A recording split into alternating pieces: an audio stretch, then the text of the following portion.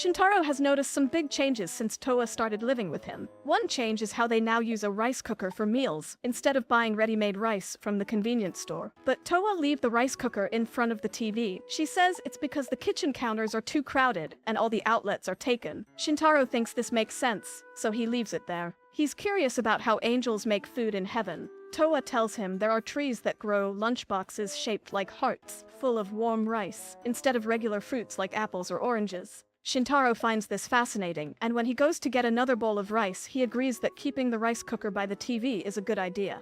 Meanwhile, Satsumi is trying to understand all the unusual things happening around her, especially since Shintaro asked her advice about getting a smart card for Towa. This would help Towa take public transport instead of flying with her wings. Satsumi knows Shintaro is quite independent. When his parents moved abroad, he chose to stay in Japan alone, in an apartment owned by his aunt. He even took a course and got a job to support himself. Satsumi is thankful to Shintaro's aunt because if it wasn't for her, she wouldn't have met Shintaro. But now, living with an angel and working with a snow woman is too much for her to handle. She likes Towa and Noelle, but feels uncomfortable when Shintaro talks about other girls. She regrets not making the first move, like offering to make Shintaro's lunch or telling him how she feels. Now she feels too ordinary, as she's neither an angel nor a demon. So she asks her mom if they might be descendants of yokai, hoping to find something special about herself. Satsumi's little brother comes downstairs feeling hungry, but their mom tells him to take a bath instead of snacking before bedtime. Satsumi's mom remembers she won a 2,000 yen voucher for a donut shop. The voucher expires tomorrow, so she suggests Satsumi go with her friends soon. Imagining a chance to eat donuts alone with Shintaro, Satsumi excitedly thanks her mom. The next day, Satsumi tries to ask Shintaro to go for donuts with her, but keeps getting too nervous to speak clearly.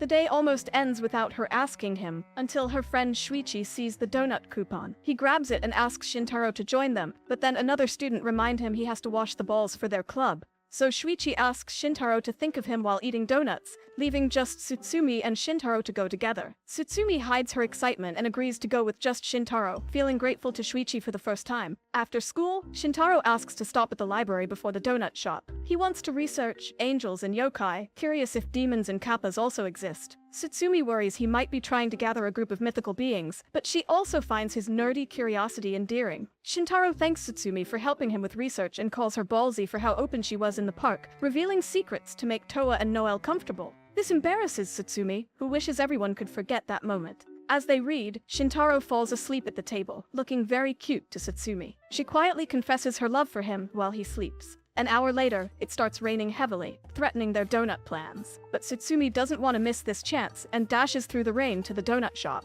Shintaro, surprised by her determination just for donuts, follows her into the rain. In the middle of rushing to the donut shop, a little boy trips and falls, breaking his umbrella. Satsumi quickly helps him up and kindly offers her own umbrella to the boy. With only one umbrella left, she asks Shintaro if she can share his, hoping they can continue together despite the rain. Shintaro smiles and agrees, making Satsumi very happy as they head to the donut shop for their long-awaited date. The next day, Shintaro realizes he and Noelle both don't have work today. They had planned to walk home together, but Shintaro worries he might not have enough topics to talk about. However, Noelle energetically brings up one subject after another, keeping the conversation lively. She even asks when they will buy a joint diary, a concept Shintaro explains doesn't really exist outside of elementary school, making Noelle laugh at his straightforwardness. Continuing their walk, Noelle wonders if eating snacks on the way home from school is something people actually do. Shintaro confirms it, so she excitedly buys an ice pop to share with him. Noelle, being a Yuki Onna, struggles with the cold treat, causing both to burst into laughter over her reaction. Noelle shares that she was so excited about their first day walking home together that she couldn't sleep.